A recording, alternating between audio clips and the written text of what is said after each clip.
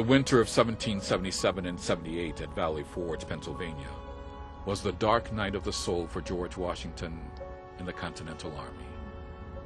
Encamped at an old ironworks a few miles from British-occupied Philadelphia, Washington and his men suffered through a winter of hell in these makeshift log cabins. Washington wrote from Valley Forge, "To see the men without clothes to cover their nakedness, without blankets to lie upon, without shoes, without a house or hut to cover them until those could be built, and submitting without a murmur, as a proof of patience and obedience which, in my opinion, can scarcely be paralleled." Earlier in 1777, while Benedict Arnold and Horatio Gates defeated and captured a 5,000-man British army at Saratoga, New York, a much larger contingent of British troops commanded by General Howe chased General Washington and his force around Pennsylvania.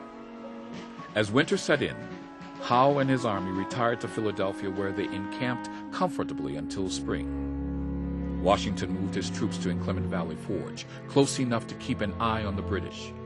It was during this winter that Washington, with the help of the Prussian military expert Frederick von Steuben, welded these tattered forces into a disciplined corps of American soldiers, a formidable army that would settle the question once and for all of whether there was to be an American nation.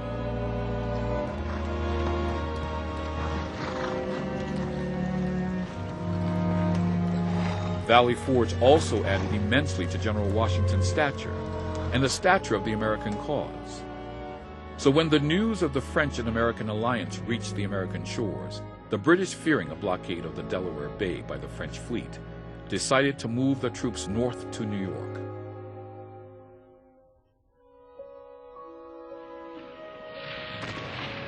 In response, Washington immediately left Valley Forge, and a Battle of Monmouth, New Jersey ensued. It was a battle that saw the American Continental Army fight the seasoned British troops to a standstill. One of the heroes of Monmouth was Mary Ludwig Hayes, a nurse at Valley Forge. On the bullet-swept battlefield of Monmouth in the summer of 1778, Mary earned her nickname, Molly Pitcher, while carrying pitchers of water to wounded men and for cooling down the artillery pieces. During the course of the battle, her husband fell wounded. Molly took his place, and the battery continued to fire.